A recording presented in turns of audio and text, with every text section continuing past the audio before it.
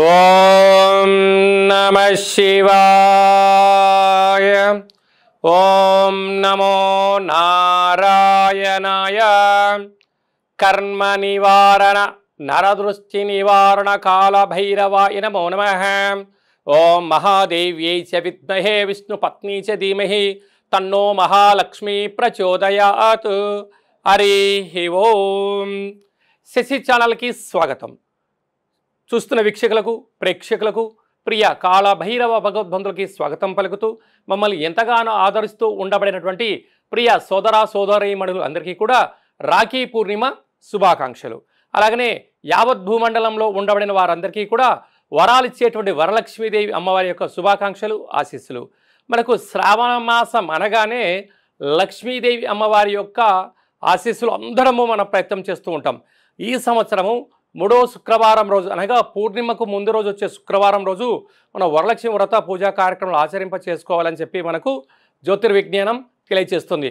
ఆ కలియుగ కాలంలో కాసు మీద జీవన విధానం ఉంటుంది కనుక ఐశ్వర్యాన్ని లక్ష్మీ కటాక్షాన్ని అందరిపైన చల్లగా ప్రసాదించాలని మనసారా కోరుకుందాం. 1/8/2025 15/8/2025 వరకు పుట్టినటువంటి వారందరికీ కూడా ముందస్తుగా జన్మదిన శుభాకాంక్షలు. గతంలో వివాహం చేసుకున్న వారికి వివాహ వార్షికోత్సవ శుభాకాంక్షలు. ద్వాదశ రాశుల్లో గ్రహ గమనాల్ని ఒకసారి వీక్షింపచేద్దాం.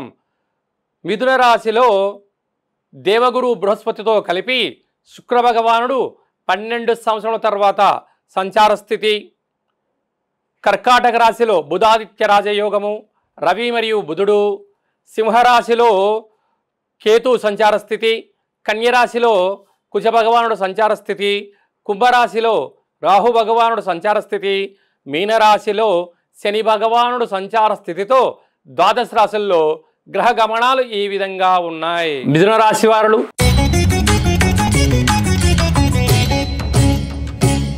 వరలక్ష్మి వ్రత సందర్భంగా గ్రహ దోషం తొలగి గ్రహ ఐశ్వర్యం ఎలా పెరగాలో ఈ వీడియోలో సవివరంగా సంపూర్ణంగా తెలుసుకుందాం.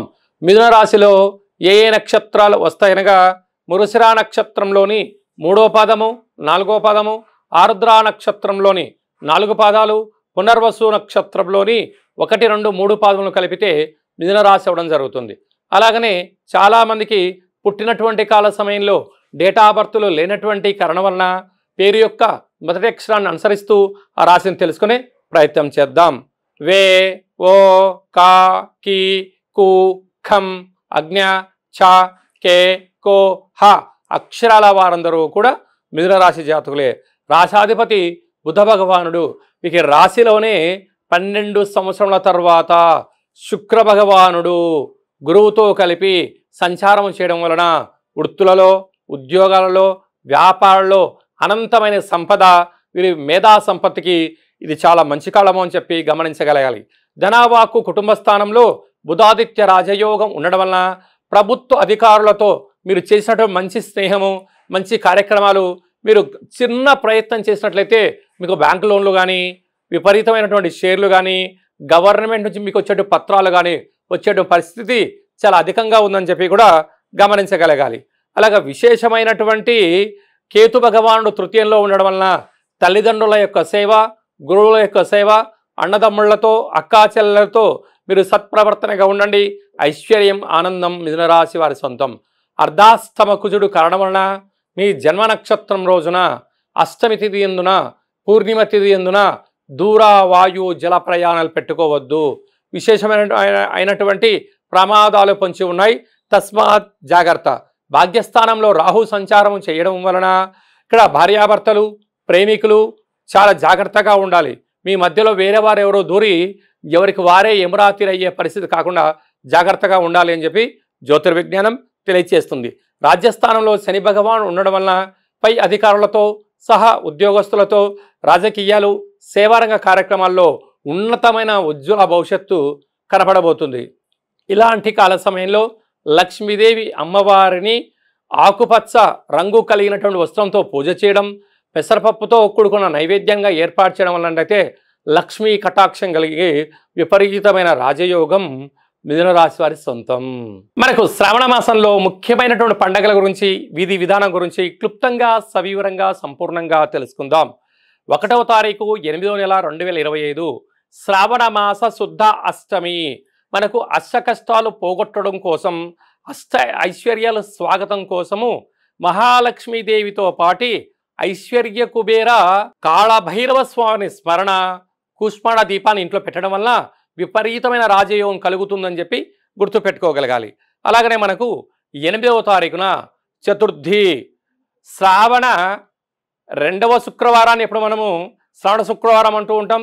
ఈ సంవత్సరం 3వ శుక్రవారం అవుతుంది కనుక ఈ భూమండలం అంతను కూడా లక్ష్మీదేవి అమ్మవారిని వరలక్ష్మి పూజ చేసుకోవడం, లక్ష్మీదేవి అమ్మవారిని అందరినీ వైకుంఠం నుంచి స్వాగతం పలికే పూజా మహోత్సవ కార్యక్రమంలో పాల్గొందాం. అందరికీ ఐశ్వర్యాన్ని ఆనందాన్ని ప్రసాదించాలని మనసారా లక్ష్మీదేవి అమ్మవారిని కోరుకుందాం. అలాగనే 9వ తారీఖున మనకు శ్రావణ మాస పూర్ణిమ. అనగా మనకు శ్రావణ మాస పూర్ణిమ రాగానే మనకు శ్రవణ నక్షత్రాలు అవ్వడం వలన రాఖీ పూర్ణిమ అంటారు. అంటే సోదరులకు, అన్నదమ్ముళ్లకు, అక్కా చెల్లెలకు కట్టేటువంటి రక్షాబంధన శుభముహూర్త కార్యక్రమములను, అంటే మనము 84,000 జీవరాశులలో అత్యుత్తమైనటువంటిది మానవ జన్మ. ఈ మానవ యొక్క జన్మలో ఈ యొక్క తల్లి తండ్రి గర్భంలో మనము జన్మించినటువంటి వారమే మనము సోదర సమానంగా భావిస్తూ ఉంటాం. కనుక ఎన్ని ఉండను, ఎన్ని పరిస్థితులు ఉండను, ఈ అన్నదమ్ముళ్లకు, అక్కా చెల్లెలు సకుటుంబ సపరివారంగా వేడుకలు చేసుకుంటూ ఈ ఆడపడుచులు అబ్బాయిలకు కట్టేటువంటి రక్షాబంధన ముహూర్త కార్యక్రమం.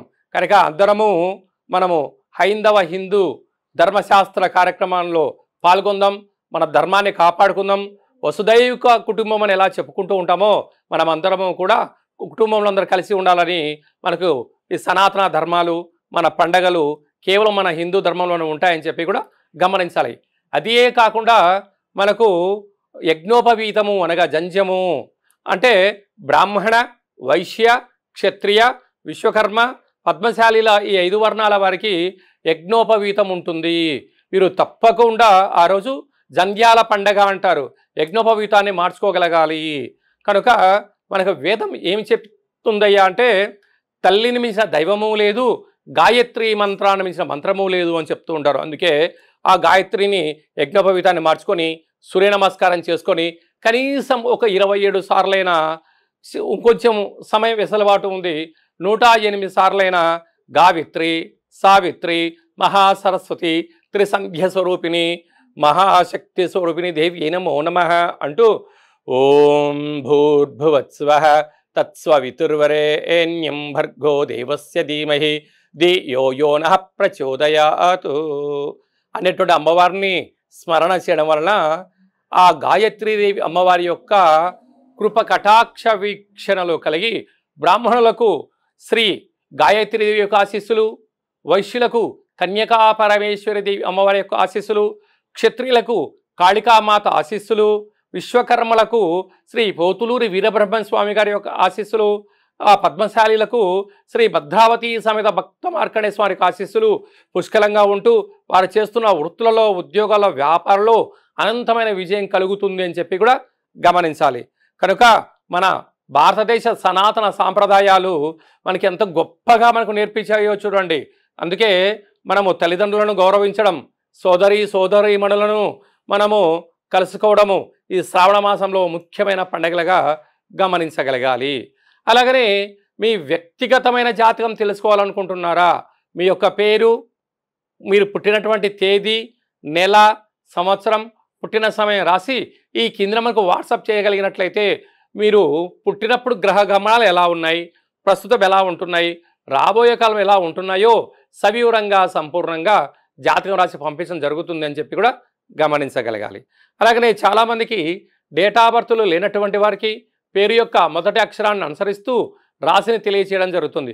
వీరికి గవల ద్వారా అనగా రమణ శాస్త్రం ద్వారా భూత, భవిష్యత్, వర్తమానాన్ని తెలియజేయడం జరుగుతుందని చెప్పి కూడా గమనించగలగాలి.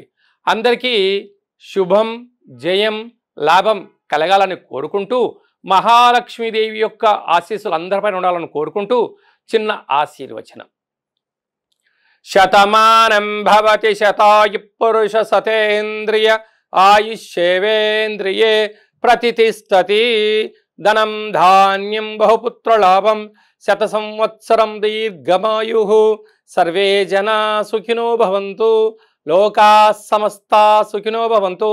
సర్వం శ్రీ మహాలక్ష్మీ దేవతార్పణమస్తు. హరి ఓం. ఈ వీడియో మీకు నచ్చినట్టయితే లైక్ చేయండి, షేర్ చేయండి. మా శశి ఛానల్ని సబ్స్క్రైబ్ చేసుకోండి. ఆధ్యాత్మిక భక్తి సమాచారాన్ని భగవద్బంధులకు, మిత్రులకు, స్నేహితులకు చేరవేయండి. హిందూ ధర్మాన్ని కాపాడండి.